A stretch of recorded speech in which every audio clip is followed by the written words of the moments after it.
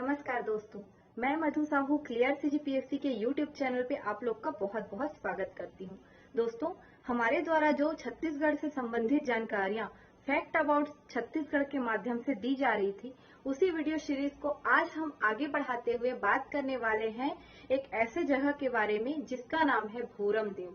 भोरम देव की यह नगरी आपको कबीरधाम जिला, जो कवर्धा जिला है, उसके अंतर्गत मिलती है। ये जो मंदिर है, ये देश विदेश में हमारे छत्तीसगढ़ का एक गौरव है।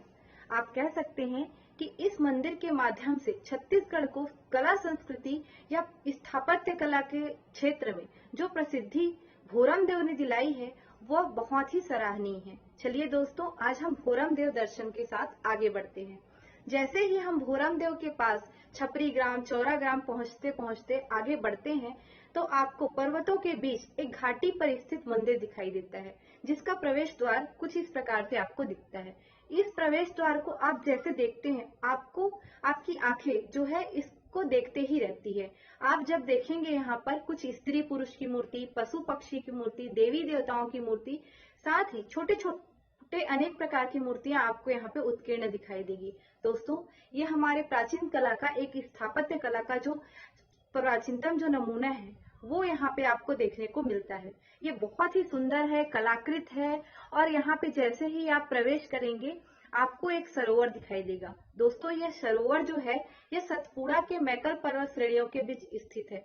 यह दृश्य इतना ही सुंदर, मनोरम रहता है कि यहाँ पर जो है लोग आनंद लेने आते हैं। लोग यहाँ पे बोटिंग की सुविधा से अपना आनंद तो लेते ही हैं, साथ ही स्वर्ग की अनुभूति भी करते हैं।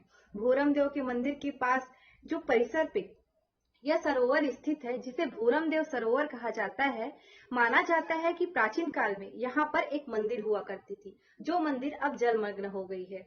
तो दोस्तों, ये भी हमारे एक तरीके से आप बोल सकते हैं इस प्राचीन विरासत का हिस्सा है। जैसे ही आप आगे बढ़ते हैं, आपको परिसर दिखाई देता है। भोरम देव का परिसर जब आप बाउंड्री वॉल के भीतर प्रवेश करेंगे, तो कुछ इस तरीके से दिखाई देता है।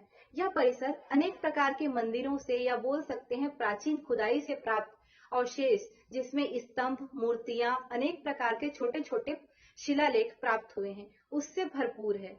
जब आप मंदिर को देखेंगे, तो आपको कुछ इस तरीके से नजारा दिखाई देता है। यहाँ पर श्रद्धालुओं की भीड़ लगी रहती है, लेकिन कोरोना काल के कारण अब यहाँ गिने चुने श्रद्धालु ही पहुंच पाते हैं। दोस्तों, यहाँ पर आप परिसर में पाएंगे कि अनेक प्रकार की मूर्तियों के साथ एक नंदी की मूर्ति रखी हुई है।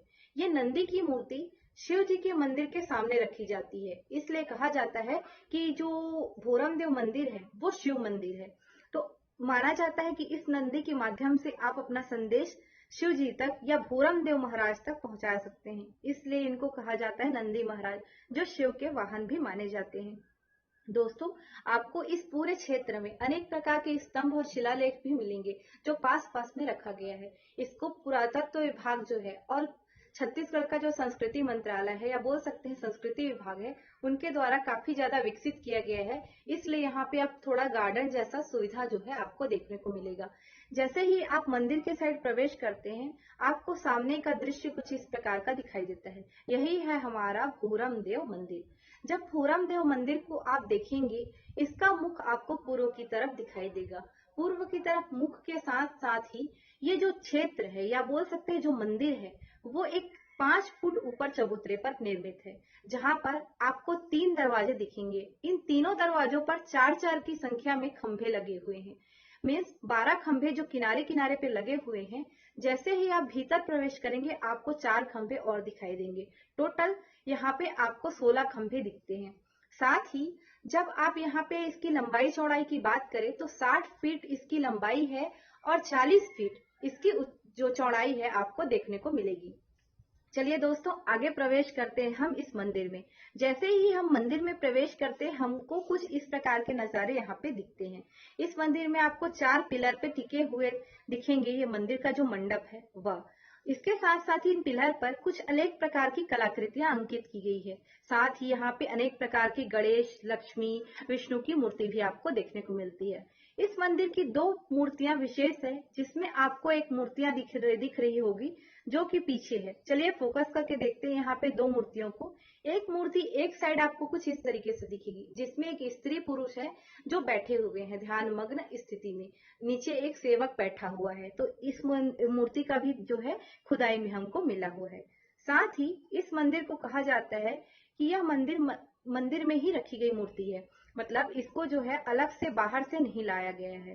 तो इसके बारे में भी आप जान लीजिए। साथ ही यहाँ पे एक योगी की मूर्ति रखी गई है। ये योगी जो है वो ध्यान मुद्रा में है, दाढ़ी मूछों वाला योगी है। बहुत ही ध्यान मुद्रा में शिव जी की आराधना करते हुए ये योगी बैठे हुए हैं। इस योगी के जो स्थल है जहाँ पे ये बैठे हैं, वहां पे कलचुरी संवत अंकित किया गया है, जिसके अनुसार माना जाता है कि 11वीं शताब्दी में इस मंदिर का निर्माण कराया गया। यदि आप छत्तीसगढ़ के इतिहास को उठाकर देखें तो 11वीं शताब्दी के आसपास कवर्धा जिलों में फड़ी नागवंशी शासकों का शासन था। तो उस समय 6वें जो राजा थे फड़ी नागवंशी गोपाल देव, उनका शासन हुआ करता था लगभग 1089 ईस्वी के आसपास।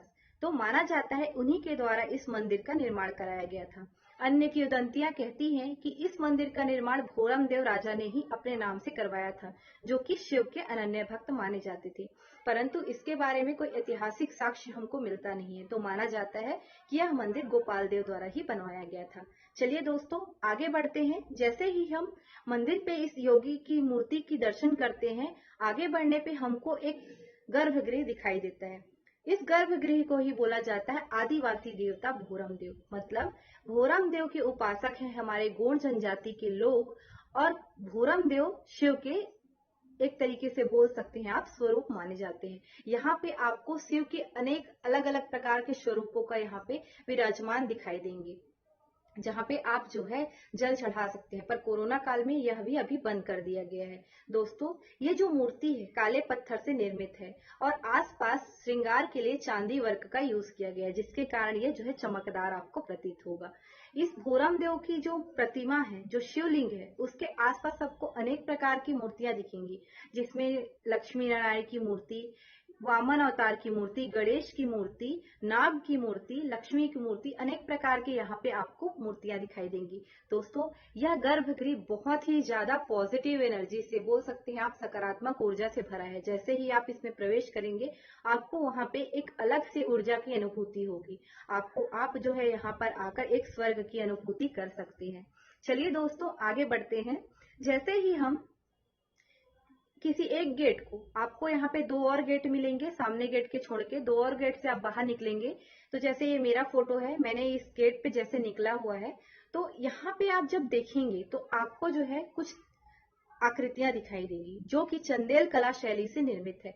माना जाता है कि ये पूरा मंदिर चंदेल कला शैली, जो खजुराहो के चंदेल शासकों द्वारा जो बनाई जाती थी मंदिर, उससे प्रेरित है। साथ ही ये नागर शैली का मंदिर है। आपको यहाँ पे यह मंदिर खजुराहो के जैसे और कोणार्क के जो सूर्य मंदिर है उड़ीसा के, उसके जैसे प्रतीत होगा। जो अजंता एलोरा की मूर्तियां हैं, या बोल सकते हैं वो जो मंदिर है, वो भी कुछ इसी शैली में दिखते हैं। तो माना जाता है कि ये शैली भी उसी के समकालीन रही होगी। दोस्तों आप जैसे ही बाहर जाएंगे आपको एक पिलर मिलेगा, पिलर या बोल सकते हैं आप गुंबद मिलेगा। इस गुंबद पे अनेक देवी देवताओं की मूर्तियां अंकित है, जिसमें आपको नाग, विष्णु, गणेश, शिव, पार्वती से संबंधित अनेक प्रकार के और जो मूर्तियां हैं देखने को मिलती है। साथ ही यहाँ महत्वपूर्ण है कि यहाँ पर कामसूत्र के 54 कलाओं का उत्कीर्ण किया गया है। ये अपने आप में एक स्थापत्य कला की जो कलात्मक संस्कृति है, उसका सर्वोत्तम नमूना कहा जा सकता है। जिस प्रकार खजुराहो के मंदिर में कामुक मूर्तियां उत्कीर्ण हैं, उसी प्रकार आपको भोरम देव में ऐसी मूर्तियां जो है दीवारों पे अंकित दिखाई देगी। आप जैसे ही इसके आगे बढ़ेंगे, आगे परिसर में आप देखने जाएंगे, आपको एक संग्रहालय मिलेगा, जो है पुरातात्विक संग्रहालय। यहाँ पर सामने पर एक बड़ा सा एक पुरातत्व विभाग द्वारा रखा गया है एक मूर्ति जैसा, या बोल सकते हैं एक चित्रांकन किया हुआ दीवारों पर एक भित्ति चित्र है, जो कि विष्णु और लक्ष्मी जी की है। साथ ही अंदर पे आप भीतर पे जब देखेंगे आपको छोटी छोटी मूर्तियां, शिलाखंड मिलेंगे, जो कि खुदाई से प्राप्त हुआ माना जाता है। दोस्तों, यह पुरातात्विक संग्रहालय हमारे भोरम देव को संजोए रखने का एक बहुत ही महत्वपूर्ण साधन है। जैसे ही आप आगे बढ़ेंगे, आपको यहाँ पे दो मूर्तियां दिखाई देगी जो विशेष है। कहा जाता है इसमें से एक मूर्ति है भोरमदेव राजा की। अब इसमें कितना प्रामाणिक है इसके बारे में अभी कहना जो है अतिशयोक्ति होगी, क्योंकि कुछ लोगों का मानना है, जो किंवदंतियां हैं स्थानीय, वो मानती है कि भोरमदेव राजा ने इसका निर्माण करवाया था और ये जो मूर्ति है वो भोरमदेव राजा की ही है। पर इसके बारे में पुरातत्व विभाग ने अभी तक पुष्टि नहीं की है, इसलिए हम इसके बारे में बात नहीं करेंगे। दूसरी मूर्ति है जो कि है अष्टभुजी गणेश की मूर्ति।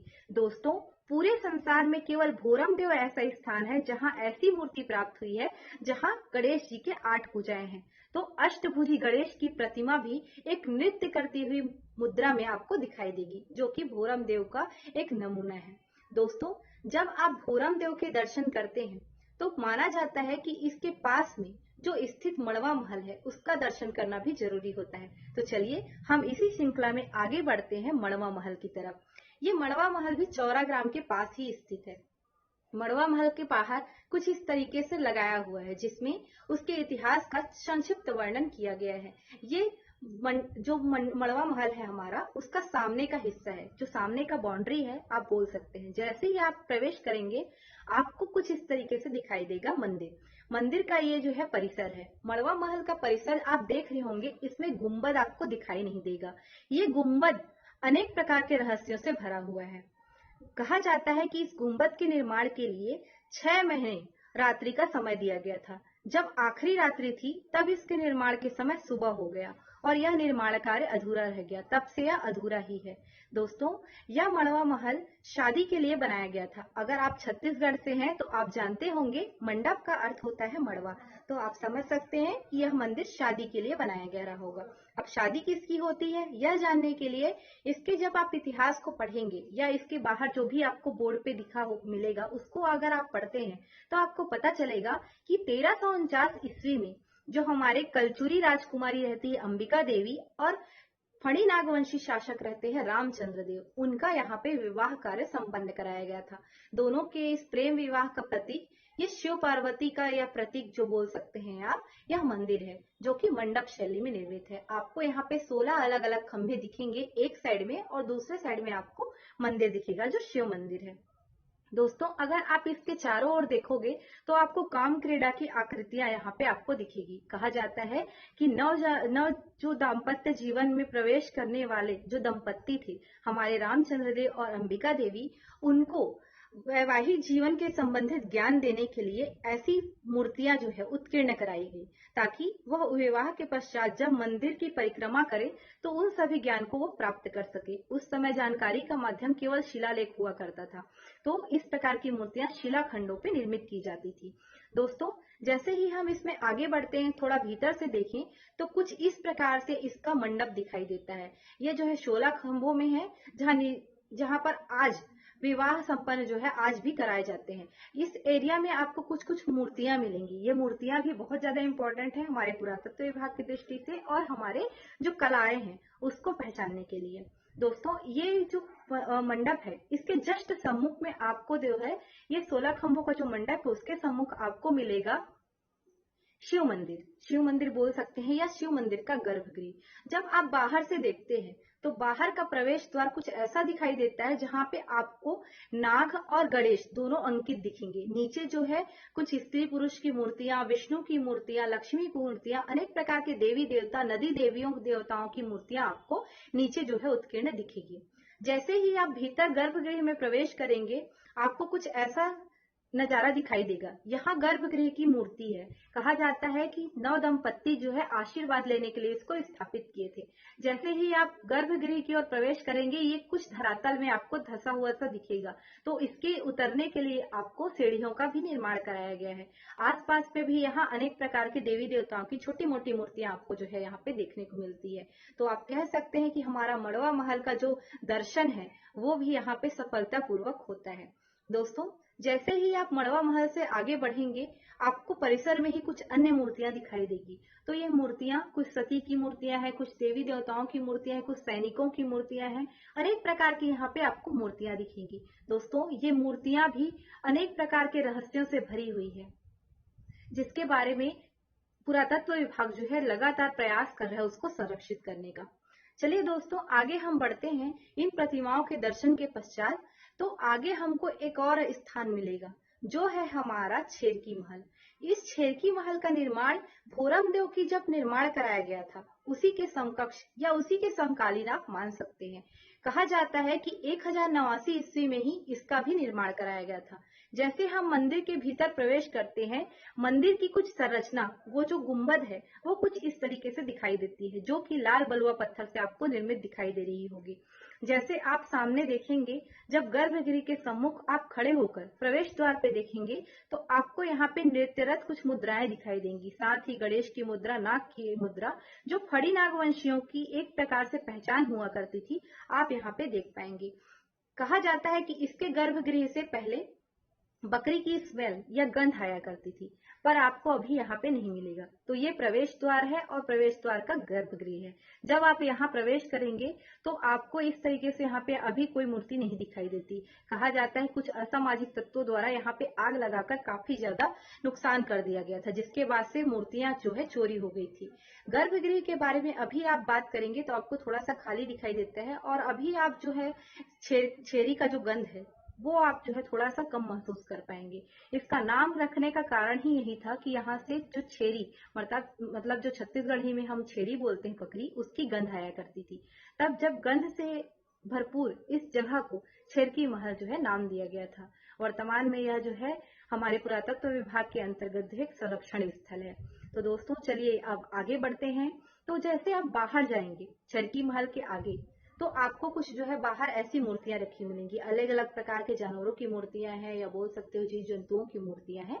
तो ये भी हमारे पुरातत्व विभाग जो है पर्यटन की दृष्टि से सामने इसको सजा के रखे हुए हैं। चलिए दोस्तों, भोरमदेव के बाद हम बात करते हैं एक और स्थान की, जो कि भोरमदेव के पश्चिम में स्थित है। यह इम्पोर्टेंट यह भी है क्योंकि ये जो है एक महल है, पर महल जो है किले के समान आपको दिखाई देगा। ये सतखंडा महल 7 अलग अलग खंडों में निर्मित एक किला है। इसके बारे में कहा जाता है कि यह हरमो नामक स्थान पर है। हरमो जो है एक गांव पड़ता है जहाँ पे यह महल आपको दिखेगा।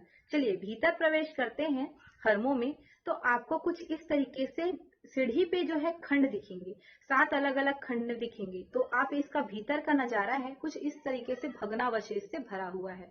आपको यहाँ पे जो कि स्थानीय किंवदंतियां हैं, वहां पे बोला जाता है कि ये जो भगवान वल्लभाचार्य हैं उनका जन्म स्थली रहा है, पर ये जो है प्रामाणिक साक्ष्य नहीं माना जाता। पर ये जो मंदिर है हरमो, वो भी हमारे पुरातत्व की दृष्टि से बहुत ज्यादा इम्पोर्टेंट है। जैसे ही आप भीतर प्रवेश करेंगे आपको कुछ गुफा जैसी संरचना मिलेंगी। ये है इसका भीतरी जो भाग है। जैसे ही आप आगे प्रवेश करेंगे आपको एक गर्भगृह जैसा दिखाई देगा, और यहाँ पे कुछ जो है मूर्तियां जैसी दिखाई देगी। दोस्तों यहाँ तक जो है हम भोरमदेव से लेकर हरमो तक 4 स्थलों के बारे में बात की है। आपको हमारी जानकारी कैसी लगी आप कमेंट करके बता सकते हैं। साथ ही आप हमको फेसबुक, टेलीग्राम में भी फॉलो कर सकते हैं। दोस्तों हमने यह जानकारी जो है बहुत ही ज्यादा आप लोग के लिए हमारे फैक्ट अबाउट क्लियर सीजीपीएससी का जो छत्तीसगढ़ वाला सेक्शन आता है हमारा, उसके लिए इसको संजो के रखा है। आपको अगर जानकारी पसंद आई तो लाइक करिएगा, शेयर करिएगा, कमेंट करिएगा। दोस्तों यहाँ तक जो है हम आपसे विदा लेते हैं।